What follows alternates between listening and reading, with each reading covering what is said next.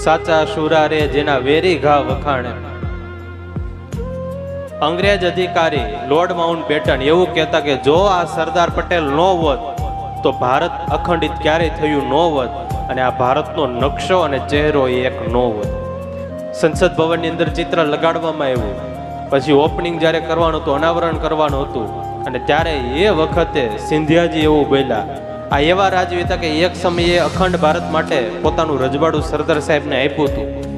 અને એ પ્રવચન કરતા કરતા એવું બોલ્યા કે આ એ સરદાર છે જેને એક સમયે હું નફરત કરતો હતો, એક સમયે નફરત કરતો હતો. આ એ સરદાર છે જેને હું એક સમયે નફરત કરતો હતો. આ એ સરદાર છે જેને એક સમયે હું સમજતો થયો, અને આ એ સરદાર છે જેને આજે હું દિલ ખોલીને ભરપૂર પ્રેમ કરું છું.